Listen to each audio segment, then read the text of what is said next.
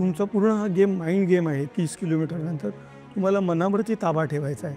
हे तुम्हाला एकच लक्षात ठेवायचं की तुम्हाला 42 किलोमीटर पूर्ण करायचे आहे आणि 42 किलोमीटर पूर्ण केल्यानंतरचा आनंद तुम्हाला फक्त इमॅजिन करायचा आहे. आता जर मी सोडली ना तर सोडली, डायरेक्ट पुढच्या वर्षी टाटा मॅरेथॉन येणार आहे.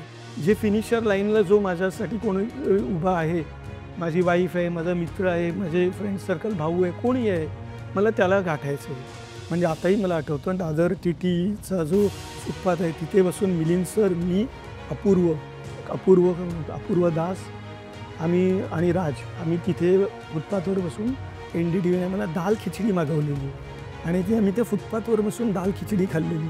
1-2 माझे न्यूजपेपरमध्ये फोटोग्राफ्स आले मिलिंद सरांबरोबर, मुंबई मिरर, मिड डेमध्ये. तर ते कोणीतरी कटिंग्स आणले, मलाही माहिती नव्हतं की केसरी टूजला अरे तुझा मिलिंद सोमनबरोबर फोटो आला आहे, तर मला माहितीच नाही. मग त्यांनी दिला आणि मग ते लिहिलं अरे तुझं मिलिंद बरोबर कॉन्टॅक्ट आहे का. मिलिंद सरांनी मला नंबर दिलेला तो मी कोणालाही सांगितलं नव्हता. मिलिंद सरांनी सांगितलेलं की हा तुझ्यासाठी आहे, कधी इमर्जन्सीमध्ये लागला तर. दिल्ली मुंबई 1500 लिहिला आणि ते पण मे महिन्यात. आणि ते मे महिन्यामध्ये 40-42 डिग्री टेम्परेचरमध्ये. ते पण मिलिंद सरांसोबत आम्ही 5 जण होतो. हे लिम्का बुकवाल्यांनी त्याची नोंदणी केली. सकाळी 4 वाजता उठून दुधाची लाईन टाकायला जायचो. तर ते दूध आम्ही सायकलवरून इथे 20 किलो आणि इथे 20 किलो असे 40-45 लिटर घेऊन जायचो आणि ते टाकायचो आणि ते टाकून 6 वाजता येऊन परत पेपरची लाईन टाकायला जायचो. तर हे सर्व मिळून आहे ना 45-48 बिल्डिंग व्हायच्या साधारण चढ उतार.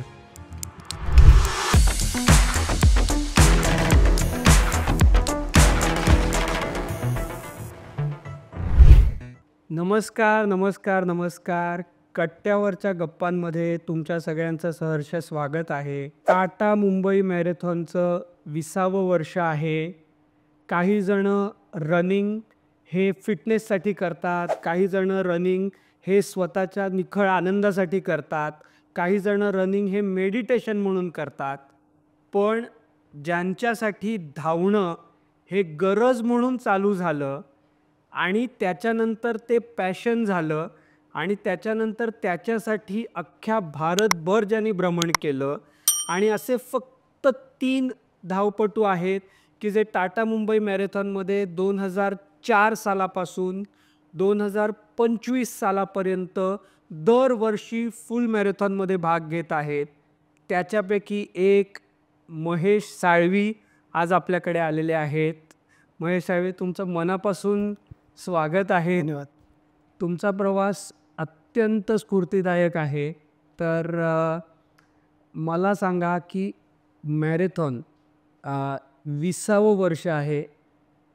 पहिल्या मॅरेथॉनच्या वेळी कधी वाटलं होतं असं की 2025 सालीसुद्धा मी फुल मॅरेथॉनमध्ये धावत असेल? नाही, अकल्पित होतं, काहीच कल्पना केली नव्हती. पण 2004 साली पहिल्या मॅरेथॉनच्या वेळी काय झालं होतं, म्हणजे कसं का वाटलं त्या मॅरेथॉनमध्ये भाग घ्यावा? मी वरतं कॉलेजचा विद्यार्थी. तर त्यावेळेला कॉलेजमध्ये असताना स्टँडर्ड चार्टर्डचे एक्झिक्युटिव्ह आलेले आणि त्यांनी सांगितलं मुंबईमध्ये फर्स्ट मॅरेथॉन भरणार आहे, मुंबई मॅरेथॉन. तर त्याच्यासाठी तुमचे स्टुडंट्स पाहिजेत आणि मग त्याच्यासाठी आमच्या स्पोर्ट्सच्या टीममध्ये मी आणि अजून माझ्याबरोबरचे काही होते जे आम्ही लॉंग रनर होतो. 10,000 मीटर धावायचो, 5,000 मीटर आणि 10,000 मीटर. तर कधी मॅरेथॉनचा विचार केला नव्हता, पण सरांनी सांगितलं की मिनिमम 21 किलोमीटरसाठी तुम्ही ट्राय करू शकता. आणि मग आम्ही 21 किलोमीटरसाठी नावनोंदणी केली आणि आम्ही निश्चिंत राहिलो की चला आता प्रॅक्टिस करूया. पण आम्ही 21 किलोमीटरवर विचार करूनच होतो. आणि जसं मॅरेथॉनच्या 15 दिवस अगोदर काहीतरी तुम्हाला लेटर येतं, कन्फर्मेशन लेटर येतं आणि त्याच्यामध्ये आमचं नाव आलं 42 किलोमीटरमध्ये फुल मॅरेथॉनमध्ये. तर म्हणजे ते अकल्पनीय होतं की अरे 42 किलोमीटर, आम्ही भरलेले 21 किलोमीटर. त्यावेळेला असं काही सोशल मीडिया वगैरे एवढा हे नव्हता की व्हॉट्सअप आणि याच्यावरती विचारू शकतो. तर कुठून असे प्रोग्रामचा नंबर काढला आणि तिथे फोन करून विचारलं. तर त्यांनी सांगितलं की 21मध्ये फुल झालेलं म्हणून तुमची नावं 42मध्ये टाकली. तर म्हणजे बघा तुम्ही, म्हणजे आम्हाला काही चॉईस नाही आहे, तुम्हाला चॉईस नाही यायचं आहे का नाही असं. मला आता ज्याने पण कोणी टाकलं आहे आणि तो कोण ऐकत असेल तर त्याला मला थँक्यू सांगायचं आहे. जर कदाचित त्याने माझं 21च्या ऐवजी 42मध्ये नाही टाकलं असतं तर मी 21 किलोमीटरच पळत राहिलो असतो. बरोबर. तर त्यांनी जे काही कोणी टाकलं ना त्याला सर्वात अगोदर थँक्यू. आणि मग मी म्हटलं ठीक आहे आपण बघूया 42साठी प्रयत्न करूया. आणि मग आम्ही जी प्रॅक्टिस होती तशी प्रॅक्टिसच गेली. पण मग आम्ही 42साठी ट्राय केला आणि पहिली मॅरेथॉन माझ्याने कंप्लीट झाली. पहिली गोष्ट तर डायरेक्ट 42 किलोमीटर.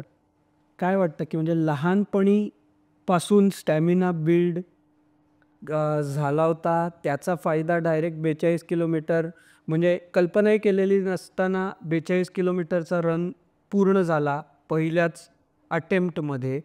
तर त्याची सुरुवात कुठेतरी लहानपणी केलेल्या कष्टांमध्ये होती.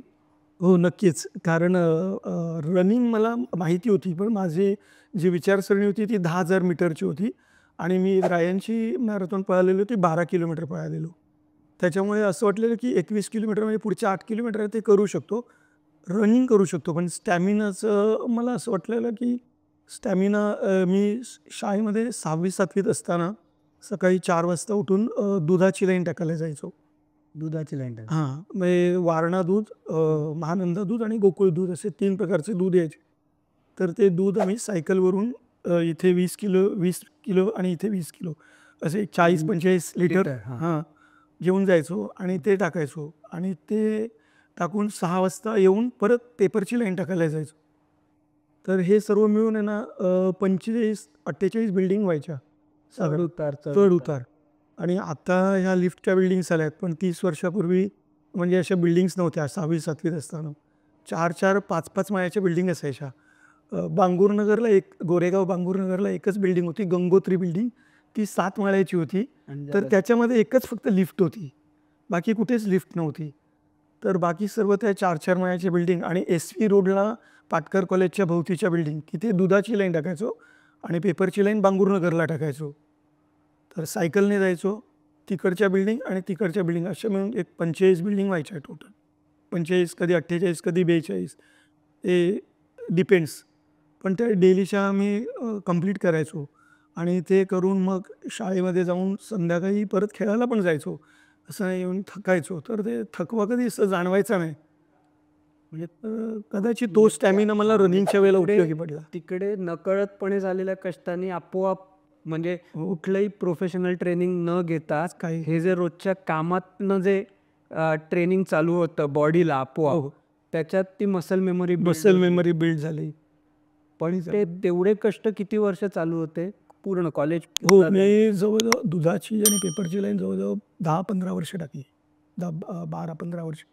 दुधाची लाईन मी 10 वर्ष टाकली. नंतर कॉलेज जॉईन केल्यानंतर 12वी नंतर दुधाची लाईन सोडली. कारण अर्ली मॉर्निंगला कॉलेज असायचं त्यामुळे सगळं जमायचं नाही. आणि नंतर जॉबचे ऑप्शन्स मला मिळत गेले पुढे. मग न्यूजपेपरची लाईन कंटिन्यू ठेवली आणि नंतर मग बाकीचे जॉब्स. पण हे सगळं करत असताना म्हणजे मॅरेथॉन पहिली मॅरेथॉन पूर्ण झाल्यानंतर म्हणजे धावणं हे पॅशन बनलं. म्हणजे पॅशन ते आधीपासूनच होतं, पण मग वेगवेगळ्या मॅरेथॉन करायच्या, वेगवेगळ्या भारतातल्या स्पर्धांना जायचं किंवा त्या धावायच्या, हे कधीपासून ठरवलं आणि ते कसं चालू केलं? मी 2004ची मॅरेथॉन पूर्ण केल्यानंतर ना मी गोरेगाव वेस्टला राहायचो आणि आरे कॉलनीमध्ये प्रॅक्टिसला जायचो. तर आरे कॉलनीमध्ये प्रॅक्टिसला जाताना तिथे एक रनर होते, मिस्टर डॅनियल वाच. आज ते खूप मोठे कोच आहेत. हां. तर त्यांनी मला रनिंग करताना पाहिलं आणि त्यांना मी सांगितलं की मी ही पहिली मॅरेथॉन धावून आलेलो आहे आणि ते म्हणजे त्यांनी मला सांगितलं, अरे मी तुला धावताना पाहतो इकडे. तर आम्ही कधीही जायचो असं संध्याकाळी, कधी वेळ अशी फिक्स नसायची. आरे कॉलनीमध्ये एक 8 किलोमीटरचा पॅच होता. हां. तर त्या ठिकाणी रन करायचो. तर त्यांनी सांगितलं की तू विदाऊट प्रॅक्टिस अशी रन करू शकतोस. तर मी तुला काही टिप्स देईन. कारण आम्हाला पूर्वी शूज आणि हे काय असं असतं ते माहितीच नव्हतं. आम्ही मुंबईला लोहार चाळमध्ये एक शूजचं मार्केट भरतं. त्या ठिकाणी जाऊन शूज घ्यायचो आणि ते शूज रनिंग करायचो. पण ते शूज आहे ना आठवड्याभरात 15 दिवसात फाटून जायचे. तर आम्हाला ते डॅनियल वाच त्यांनी मला पहिल्यांदा सांगितलं की या शूजचा उपयोग नाही, तुला नवीन शूज घ्यावे लागतील. कारण तुझी प्रॅक्टिस एवढी आहे ना ते हे शूज बेअर नाही करू शकत. कारण आम्ही 3-3, 4-4 तास नुसते रनिंग करतच राहायचो. तर मग तेव्हा मला कळालं की रनिंगसाठी एक प्रॉपर शूज लागतात.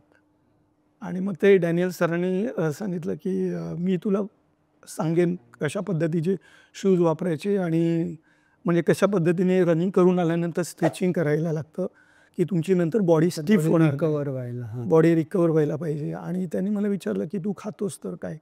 तर त्याने सांगितलं डाएट एवढा मोठा हे नाही आहे, कारण तुझी बॉडी एवढी फर्म करते. तर मी सरांना पण सांगितलं की मी 40-45 बिल्डिंग चढायचो.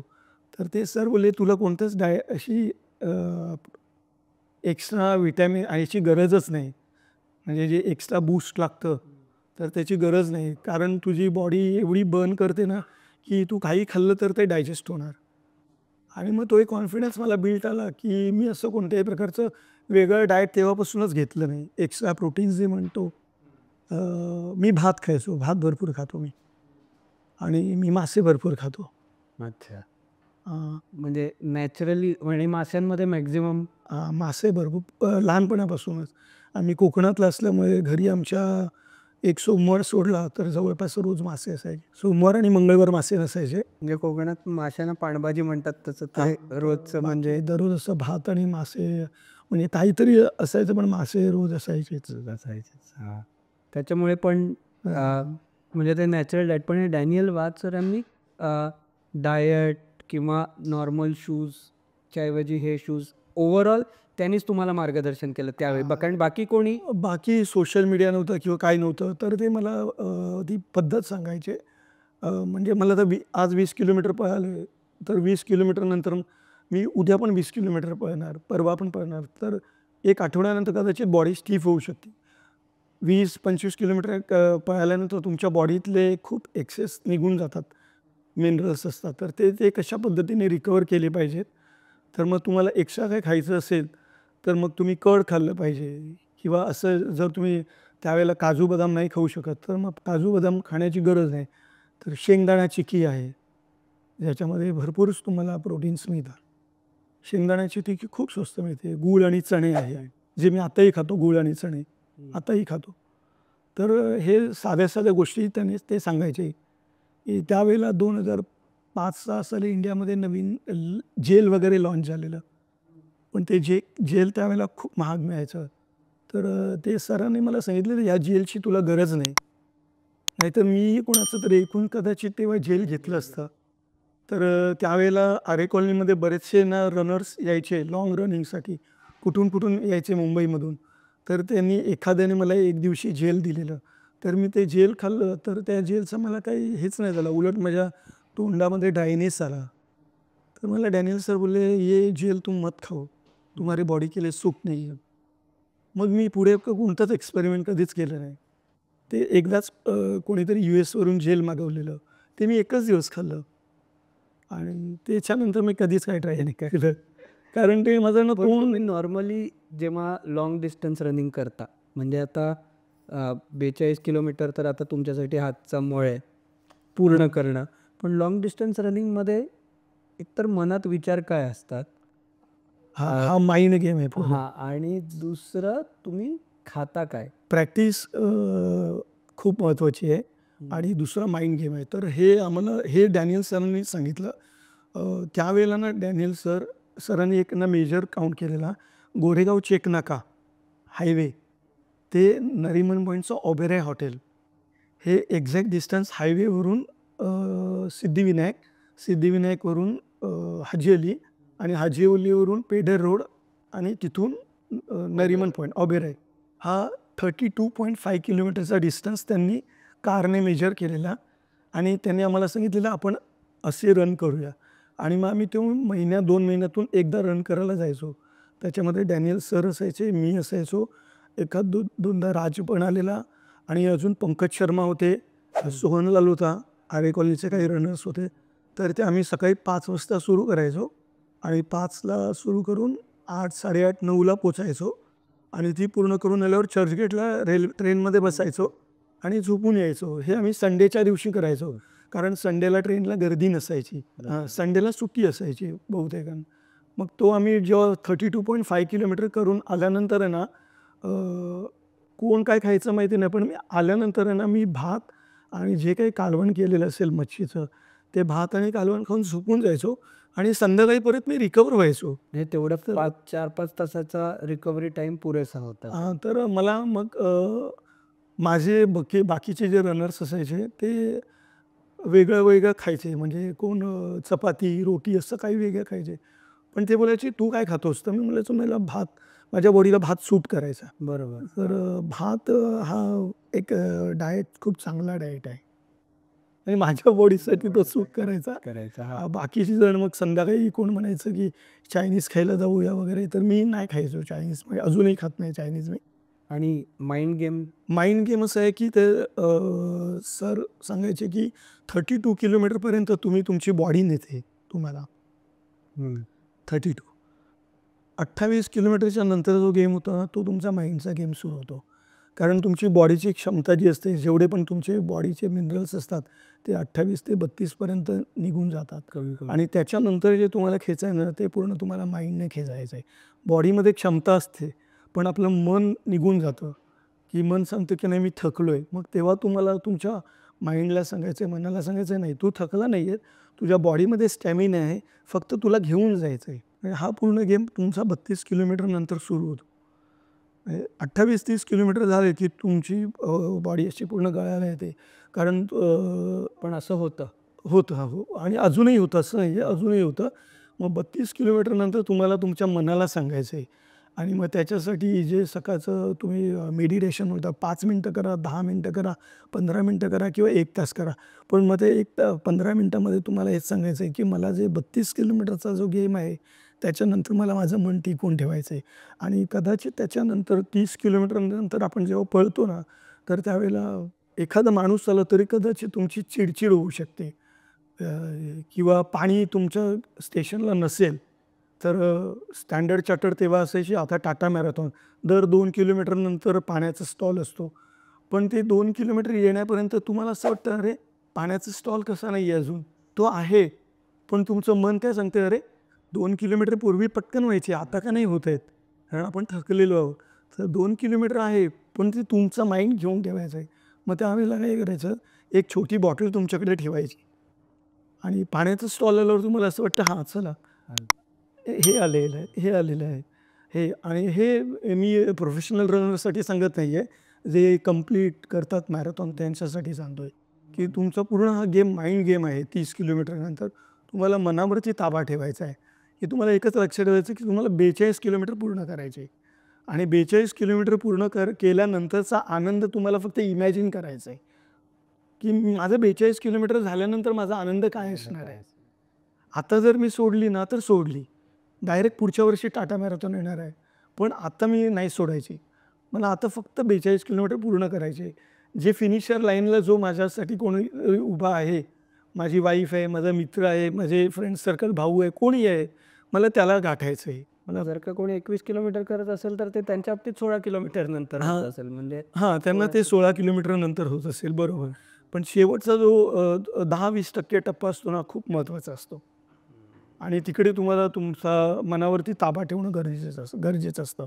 त्या ठिकाणी तुम्हाला कंट्रोल करायचं आहे. आणि आता आपल्या इकडे भारतामध्ये रनिंग किंवा फिटनेस याच्यामध्ये जर का म्हणजे टॉपचे काही लोक काढले तर त्याच्यात निर्विवादपणे मिलिंद सोमण मिलिंद सर आहे. यांचं नाव म्हणजे काय पहिल्या 1, 2, 3 मध्ये येईल. हो. तर या तुमच्या पॅशनमुळे किंवा या धावण्यामुळे तुमचा त्यांच्याशी खूप जवळून संबंध आला, तुम्हाला त्यांच्याबरोबर रनिंग करता आलं, तर ती सुरुवात कशी झाली आणि ती संधी कशी मिळाली? तर मी 2004 पासून मॅरेथॉनला पूर्ण सुरुवात केली.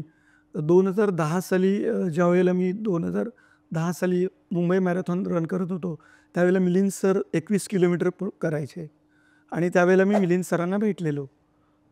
जे सगळेजण फोटो काढतात, मिलिंद सरांना शाळेत असताना ते सर्व पाहिलेलं, ती एक क्रेज होती. तर त्यावेळेला मिलिंद सरांबरोबर एक फोटो काढलेला आणि मिलिंद सरांना सांगितलेलं, की "सर, कधी धावायची संधी मिळाली तर प्लीज सांगा." आणि मग मिलिंद सरांनी त्यावेळेला सांगितलं, की येत्या वर्षामध्ये NDTV एक ऑर्गनाईज करणार आहे 100 किलोमीटरचा रन. तर त्याच्यामध्ये तुम्ही येणार का? तर मी सांगितलं, "हो." आणि मग तो कोणाचा तरी एक नंबर दिलेला आणि मी सांगितलेलं माझं नाव सांगा. आणि मग 100 किलोमीटरची जी रन होती, मुंबईमध्ये पहिल्यांदा 100 किलोमीटरची चॅरिटी रन ऑर्गनाईज केलेली NDTVने आणि त्याच्यामध्ये मी इन्व्हॉल्व झालो. आणि असं मग मिलिंद सरांबरोबर बरोबर ते ती पहिली जी 100 किलोमीटरची रन होती, त्याच्या अगोदर मी मिलिंद सरांना सांगितलं की मी 2007 साली, 8 साली, 9 साली अल्ट्रा मॅरेथॉन रन केलेली बँगलोरला जाऊन. त्यावेळेला बँगलोरला 75 किलोमीटरची अल्ट्रा रन व्हायची. हेझरगट्टा, बँगलोरला हेझरगट्टा एक फॉरेस्ट एरिया आहे, तर त्या ठिकाणी व्हायची. तर ती मी आणि राज आणि डॅनियल सर होते, एक आमचे अजून 3-4 कलिग्स होते. सोहनलाल होता माझा रनर कलीग. तर आम्ही तिकडे जाऊन ती पूर्ण केलेली 75 किलोमीटरची रन. ती सकाळी 5 वाजता अंधारात सुरू व्हायची आणि मग ती तुम्ही पूर्ण करेपर्यंत किती दिवस तुम्ही, पण ती तुम्हाला पूर्ण करायची आहे. आणि ती ट्रेल रन होती, रस्ता नव्हता, ट्रेल रन होती फॉरेस्टमध्ये. त्यांचा ते पॅच असायचे 8-10 किलोमीटरचे, ते कंप्लीट करायचे. असे 75 किलोमीटर. हां, तर ती मी 2-3 केलेली. त्याच्यामुळे जेव्हा सरांनी सांगितलं की 100 किलोमीटरची रन आहे, तू करणार का? तर मी सांगितलं हो मी करणार, कारण मी 75 किलोमीटर केलेली. त्यामुळे मला कॉन्फिडन्स होता की मी 100 किलोमीटर नक्कीच करीन, कशीही करून. आणि मग मिलिंद सरांबरोबर मी पहिल्या दिवशी, आणि ती मला ब्रेक होता, आदल्या दिवशी करून दुसऱ्या दिवशी कंप्लीट करायची होती. तर ती माझ्यासाठी पर्वणी होती. आणि मी मिलिंद सरांबरोबर आम्ही रात्री 10-11 वाजेपर्यंत पळालो. आणि दादर TTला बसून, म्हणजे आताही मला आठवतं, दादर TTचा जो फुटपाथ आहे तिथे बसून मिलिंद सर, मी, अपूर्व अपूर्व अपूर्व दास, आम्ही आणि राज, आम्ही तिथे फुटपाथवर बसून NDTVने मला दाल खिचडी मागवलेली आणि ती आम्ही त्या फुटपाथवर बसून दाल खिचडी खाल्लेली. तर तेव्हा मला कळलेलं की दाल खिचडी हा एक वेगळा तुमचं बॉडी रिकवर करण्याचं तंत्र आहे. त्याच्या अगोदर मला खिचडी घरी बनायची, ती खायचो, पण ते माहिती नव्हतं की दाल खिचडीमध्ये एवढी ताकद असते. पण ज्यावेळेला मिलिंद सरांनी NDTVने सांगितलं आता काहीच हवं, ती दाल खिचडी पण कशी आली, रात्री सर्व रेस्टॉरंट बंद झालेले आणि दाल खिचडीच काहीतरी मिळालेली. तर त्यावेळेला मग मी ती दाल खिचडी खाऊन सरांनी सांगितलं की तुम्ही जा. आणि माझ्याबरोबर आमच्या कंपनीचा माझा कलीग सतीश फेरकर, तो म्हटला की तू घरी जाऊ नकोस, घरी गेलास ना तर परत सकाळी उठणार येणार खूप लांब पडेल. तर चेंबूरपासून दुसऱ्या दिवशी रन सुरू होणार होता. तर त्याने मला सांगितलं दादरला ना गेस्ट हाऊस आहेत, तर माझ्याकडे पैसे नाही, काहीच नाही. तो बोलला ते पैसे सगळे मी भरतो, तू माझ्याबरोबर चल. आणि मी दादरला एका गेस्ट हाऊसमध्ये झोपलो रात्री, दोघे जण. सकाळी मला त्यानेच उठवलं आणि आम्ही अंघोळ करून तसंच त्याच कपड्यांवरती दुसऱ्या दिवशी 100 किलोमीटर कंप्लीट केली. आणि मग मिलिंद सरांनी सांगितलं की म्हणजे मी त्यांच्याबरोबर होतो. मग मिलिंद सरांनी मला त्यांचा नंबर दिला आणि सरांनी मी सांगितलं सर परत काही संधी असेल तर मला नक्की सांगा. पण हे चालू असताना जॉब चालू होता. हां, मी किती सालापासून? मी 2006 साली 26 सप्टेंबर 2006 साली केसरी टूर्स जॉईन केली. केसरी टूर्स. हां, तर त्यावेळेला मी ते डोमेस्टिक सेक्टर करायचो. म्हणजे टूर मॅनेजर म्हणून केसरी टूर्स. हो, पहिलं ॲज अ ट्रेनी, नंतर junior assistant, senior assistant, then junior tour leader, senior tour leader, domestic tour leader, नंतर इंटरनॅशनल टूर लीडर, असा प्रवास माझा सुरू झाला. तेव्हापासून आत्तापर्यंत अजूनपर्यंत मी केसरी टूर्समध्येच आहे. पण मग आता हे रनिंग करताना केसरी टूर्सचा जॉब हे दोन्ही चालू होतं. हो, तर केसरी टूर्सने मला सपोर्ट केला नेहमी. त्यांनी मला मी नेहमी सांगायचो मला जानेवारीमध्ये सुट्टी द्या, तर ते मला जानेवारीमध्ये टूर ॲडजस्ट करून द्यायचे. जानेवारीमध्ये मला टूर नाही लावायची. पण क्रिसमसला टूरचा सीझन असतो, तर क्रिसमसची टूर केली की मी जनरली 5, 8, 10 जानेवारीला यायचो आणि मग मला 1 आठवडा वगैरेच असायचा तयारीसाठी. तर मग मी सांगितलं की मला क्रिसमसची टूर लावा आणि त्याच्यानंतरच्या टूर्स म्हणजे मला ॲटलिस्ट महिनाभर नका देऊ. तर मग ते मला केसरी टूर्सने नेहमीच सपोर्ट करत आले की त्यांनी मला जानेवारीमध्ये टूर नाही कधी लावली. पण तुम्ही मिलिंद म्हणाल सगळ्यांबरोबर धावताय वगैरे, हे कळलं कसं केसरीवाल्यांना? की मी ते नंतर 1-2 माझे न्यूजपेपरमध्ये फोटोग्राफ्स आले मिलिंद सरांबरोबर, मुंबई मिरर, मिड डेमध्ये. तर ते कोणीतरी कटिंग्स आणले, मलाही माहिती नव्हतं की केसरी टूर्स. अरे तुझा मिलिंद सोमनबरोबर फोटो आला आहे, तर मला माहितीच नाही. मग त्यांनी दिला आणि मग ते सांगितलं, "अरे तुझं मिलिंद बरोबर कॉन्टॅक्ट आहे का?" ते एकेरी म्हणतात, आम्ही मिलिंद सरच म्हणतो. मग मिलिंद सरांनी मला नंबर दिलेला तो मी कोणालाही सांगितला नव्हता. मिलिंद सरांनी सांगितलेलं की हा तुझ्यासाठी आहे, कधी इमर्जन्सीमध्ये लागला तर. सरांनी सांगितलं की नेक्स्ट इयर होणार आहे अहमदाबाद मुंबईसाठी, तर तू येणार का? तर मी सांगितलं हो मी नक्की येणार. आणि मग ती मला 100 किलोमीटरनंतर दुसऱ्या वर्षी मला अहमदाबाद टू मुंबई 600 किलोमीटरची संधी मिळाली. 600 किलोमीटर किती दिवसात? तर ते आम्ही 15 दिवसामध्ये केलेली, कारण तो चॅरिटी रन होता. NDTVने पर्यावरण दिवसासाठी तो रन केलेला. तर ते मिलिंद सरांचं जिथे जिथे शूटिंग असायचं तर ते शूटिंग आणि रन असं दोन्ही होतं. तर ते आमच्याकडे त्यावेळेला एक केविन करून एक रनर आहे आमचा, अजूनही तो मॅरेथॉन रन करतो. त्यावेळेला तो US ला जाऊन त्यांनी कॅनडावरून गार्मिन वॉच आणलेले. तर त्यावेळेला आम्ही ते वॉच त्यांच्याकडून मागवलेले आणि त्याला टप्प्याटप्प्याने पैसे दिलेले. कारण त्यावेळेला 2008 साली 10,000चं वॉच होतं आणि त्याला आम्ही सांगितलेलं तुला आम्ही 2,000 करून देणार. तो म्हटलं की ठीक आहे दे, कारण तो ऑइल अँड शिपिंगमध्ये होता. तर तो त्यावेळेला त्याने 2-3 वॉचेस आणलेले, त्याच्यापैकी एक वॉच मला दिलेलं. तर ते गार्मिनचं वॉच मी बरेच वर्ष वापरलं आणि ते जे मी दिल्ली मुंबई 1500 किलोमीटर केलं तर त्याचा रेकॉर्ड पण त्याच्यातच होता. दिल्ली मुंबई 1500 1500 केलं आणि किलोमीटर. ते पण मे महिन्यात. आणि ते मे महिन्यामध्ये 40-42 डिग्री टेम्परेचरमध्ये. ते पण मिलिंद सरांसोबत आम्ही 5 जण होतो. अपूर्व, राज वडगामा, मी, सज्जन डबास आणि अजून एक मुलगी पण होती.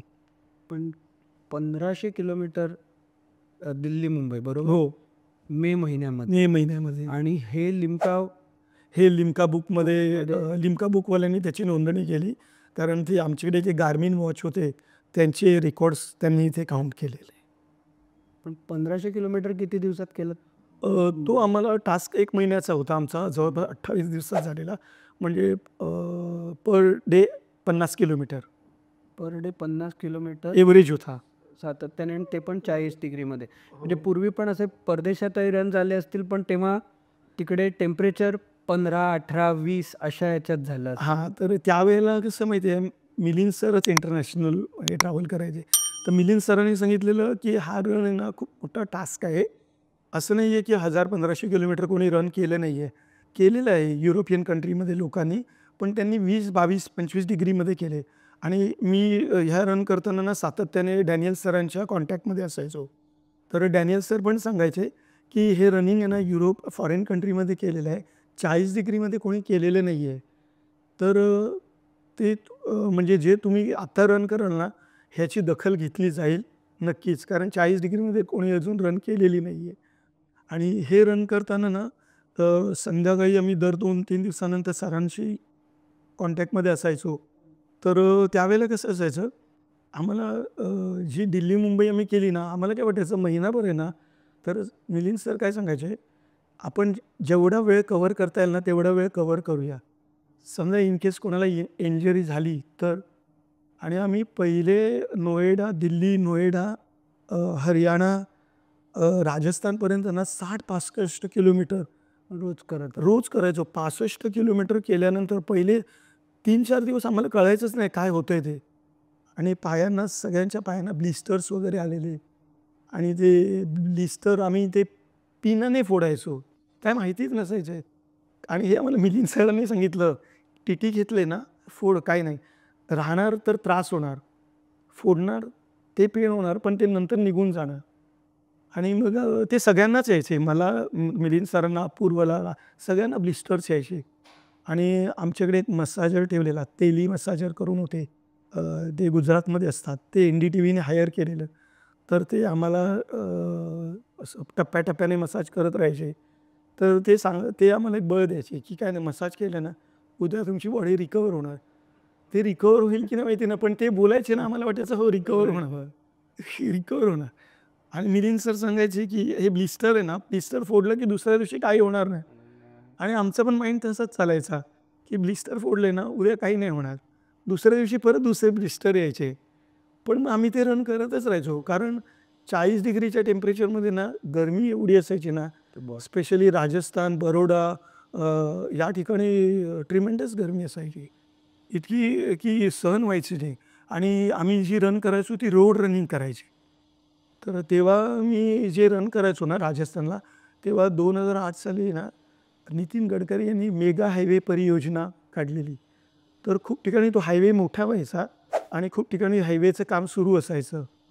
तर जिथे सुरू असायचं तिथे ठीक आहे, जिथे सुरू नसायचं ना, तिथे मध्ये-मध्ये मातीचा रन यायचा. ते सगळं NDTVकडे शूटिंग आहे त्याचं. तर बाजूला सर्व झाडं असायची ना राजस्थानला, तर आम्ही त्या झाडाच्या सावलीमध्ये ना थोडा-थोडा वेळ असं थांबायचो. आणि पाणी NDTVवाले द्यायचे. NDTVची जी गाडी असायची ती.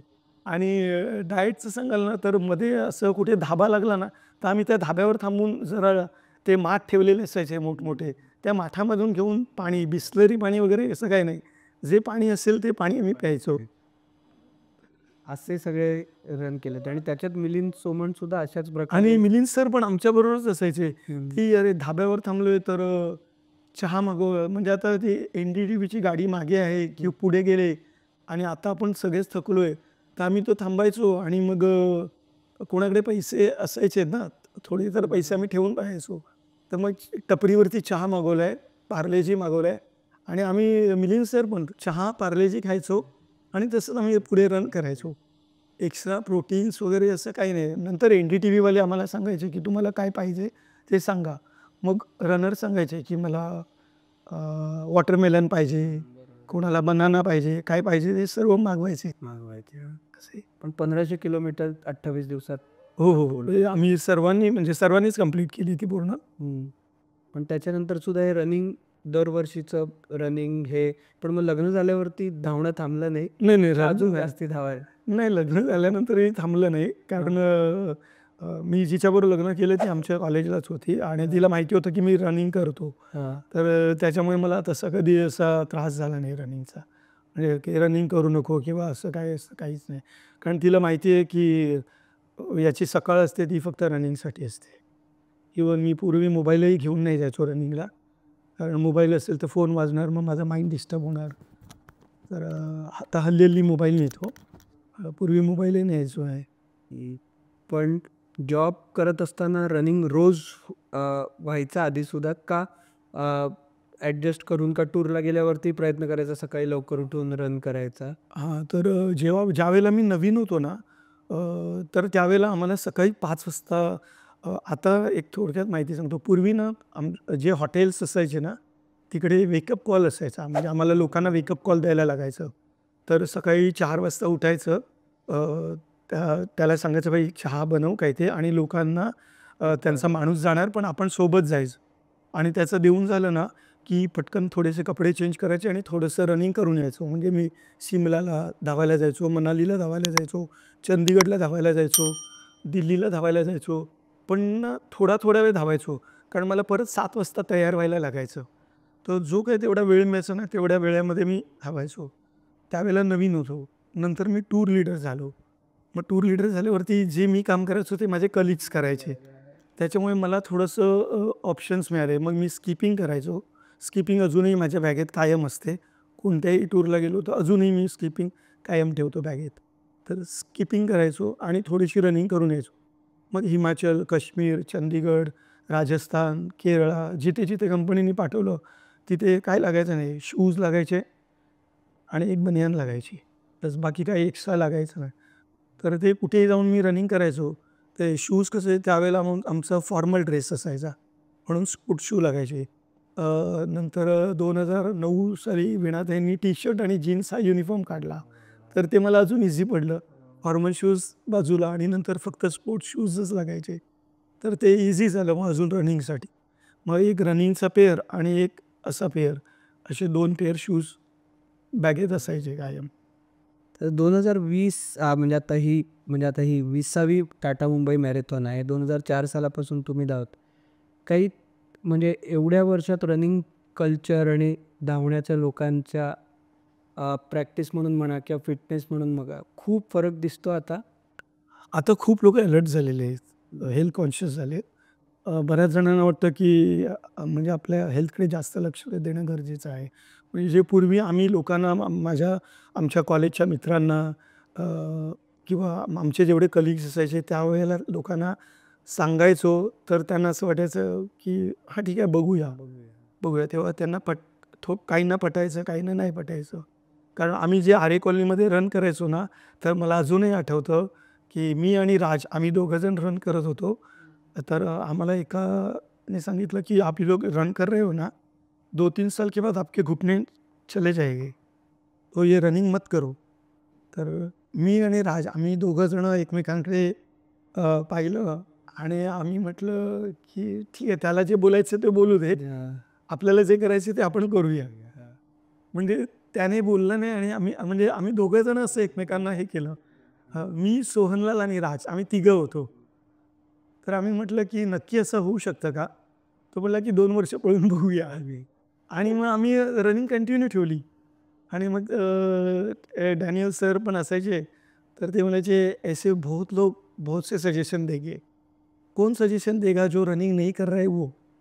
जो रनिंग कर रहा है ना वो सजेशन नहीं देगा, वो रनिंग करेगा. आप रनिंग पे ध्यान दो. मग त्याच्यानंतर आम्ही लक्ष ठेवलं की जो रनिंग करतो ना त्याचं ऐकायचं, जो रनिंग नाही करत ना त्याचं नाही ऐकायचं. मग जो रनिंग करतो ना तर त्याच्यासाठी मी सांगितलं मिलिंद सरांचं आम्ही काय ऐकलं.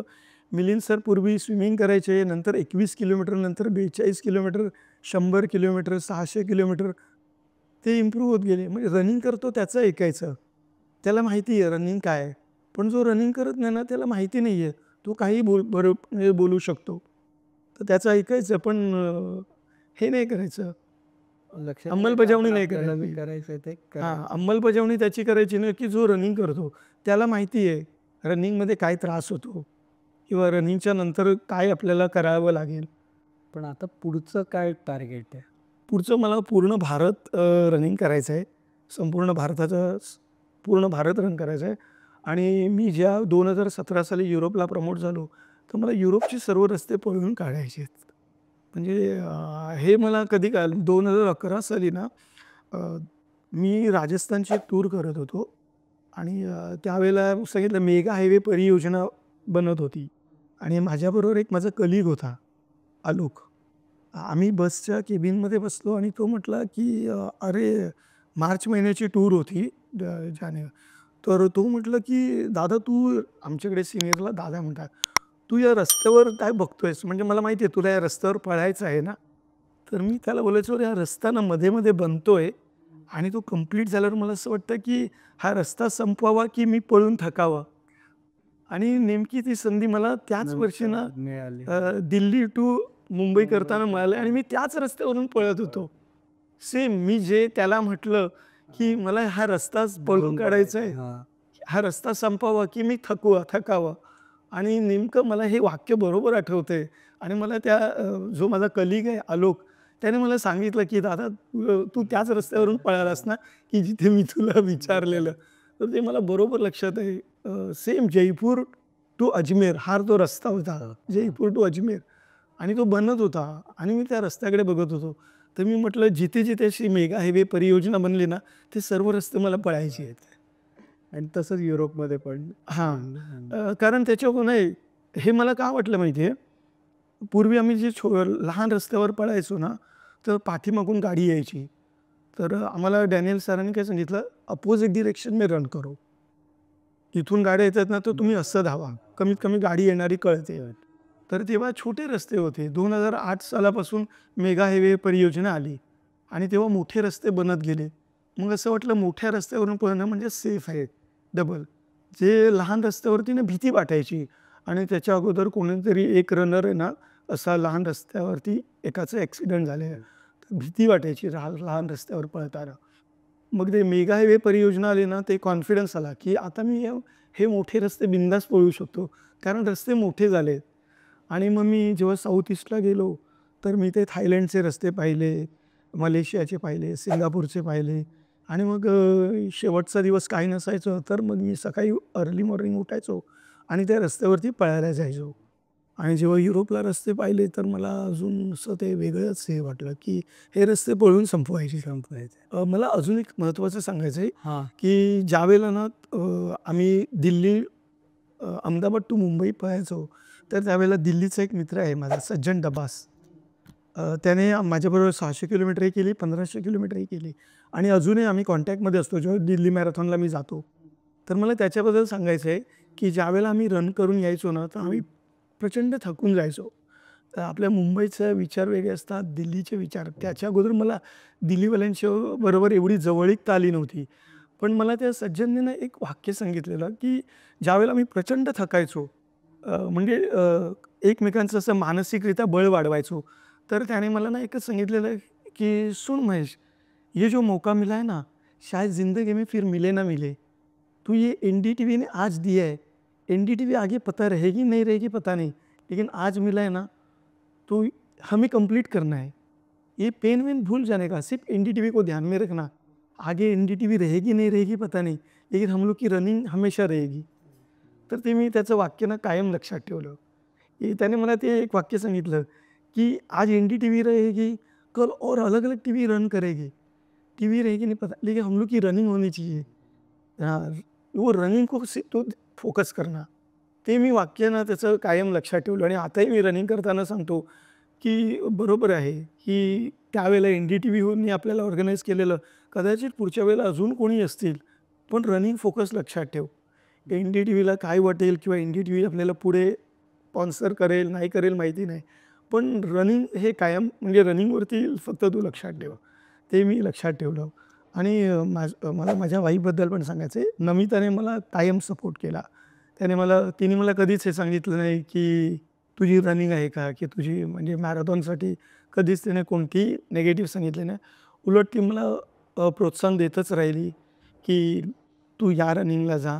अमुक-अमुक म्हणजे रनिंग वाढवतच जा आणि प्रॅक्टिससाठी कधीच तिने सांगितलं नाही, की 4 तास, 6 तास. कारण आम्ही जेव्हा लाँग डिस्टन्स करायचो, तर कधी-कधी आम्ही सकाळी 4ला 5ला जायचो. आम्ही दुपारी प्रॅक्टिस करून यायचो. तर ते सर्व तिने मॅनेज केलं. तिने कधी रनिंगच्या अगेन्स्टमध्ये काही कधीच नाही म्हटलं आणि मला थँक यू म्हणायचं आहे. मला डॅनियल वाच याला थँक यू म्हणायचं आहे, माझा कलीग्स आणि जे आत्तापर्यंत ज्यांनी मला सपोर्ट केला, माझी वाईफ, सज्जन डबा, सोहनलाल, जे माझे कलीग्स. ज्यांचा उल्लेख सगळ्यांचा. हां, तर या सर्वांना मला थँक यू म्हणायचं आहे. केसरी टूर्सला मला धन्यवाद द्यायचे आहेत. कारण त्यांनी मला नेहमी जानेवारीमध्ये माझी मॅरेथॉनसाठी टूर ॲडजस्ट करून दिली, नेहमी. आणि पूर्वी जेव्हा मी नवीन होतो, तर त्यावेळेला मला शूज घेण्याची नसायची ऐपत. तर त्यावेळेला मला केसरी टूर्सने स्पॉन्सर केलेले. माझे डॅनियल सर त्यांनी मला 1, 2, 3 शूज पेअर केलेले. तर ज्यावेळेला परिस्थिती नव्हती, तर त्यावेळेला मला सगळ्यांनी माझ्या या लोकांनी सपोर्ट केलेला. इवन नमिताने मला पहिल्या काही 1-2 वर्षामध्ये शूजसाठी पैसे दिलेले. त्यावेळेला परिस्थिती नव्हती. सांगितलं मी मुंबईला लोहार चाळीमध्ये जाऊन तिकडचे शूज घ्यायचो, पण ते आठवड्याभरात फाटायचे. कारण आठवड्याभरात आमची 500 किलोमीटरची प्रॅक्टिस व्हायची. तर ते शूज निघून जायचे. आता काही नाही. आता कोणत्याही शूजवर प्रॅक्टिस करतो. अनवाणीही प्रॅक्टिस करतो. तर आता असं काही वाटत नाही. पण त्यावेळी त्याचं त्यावेळेला खूप मूल्य होतं. रनिंगचं प्रॉपर हे नव्हतं आणि आता रनिंग खूप इझी झालेली आहे. सोशल मीडिया आहे. खूप चॅनल्स आहेत. तुमच्यासारख्या चॅनल्स आहेत जे खेळाडूंची दक्षता घेतात आणि आता Googleवरती सर्व मिळतं. त्याच्यामुळे रनिंग आता इझी झालेलं आहे. पूर्वी जे कठीण वाटायचं ते इझी झालं आहे. वॉक रन थेरपी आहे आणि हेल्थसाठी बरेचसे वेगवेगळे चॅनल्स आहेत. त्यामुळे स्टॅमिना कसा बिल्ड करायचा आणि काय खायचं, काय नाही खायचं, हे आता सर्व तो पर्याय. तरी मी एक सांगेन की जंक फूड हे हानिकारक आहे. कारण जंक फूड कशासाठी आहे, त्याच्यामध्ये सॉल्टची मात्रा जास्त असते आणि तुम्हाला ड्रायनेस जाणवतो. ड्रायनेस जाणवल्यामुळे तुम्हाला थकवा लगेच येतो. तर जंक फूड थोडंसं अवॉइड केलं पाहिजे. बाकी तुम्ही काही खाऊ शकता. खरोखर अत्यंत प्रेरणादायी आणि स्फूर्तिदायी प्रवास आहे आणि ही जी धावण्याची ईर्ष्या आहे किंवा धावण्याचं जे पॅशन आहे, ते पॅशन अख्ख्या जगभर धावून पूर्ण व्हावं, ही माझी अशी स्पोर्ट्स कट्टातर्फे तुम्हाला शुभेच्छा. आज तुम्ही इकडे आलात आणि टाटा मुंबई मॅरेथॉनच्या निमित्ताने आपण एवढ्या गप्पा मारल्या. तर तुमचा प्रवास बघून नक्कीच कट्ट्यावरच्या सगळ्या कट्टेकऱ्यांना पण खूप आनंद वाटेल आणि असंच तुमचा प्रवास चालू द्या. स्पोर्ट्स कट्टाचाही प्रवास आणि घोडदौड अशीच चालू राहील अशी पण माझी मनापासून इच्छा आहे. आत्ता मात्र कट्ट्यावरच्या गप्पांमध्ये आपण इकडेच थांबूया. तुम्ही मात्र ऐकत राहा, बघत राहा आणि आमची वाट पाहत राहा.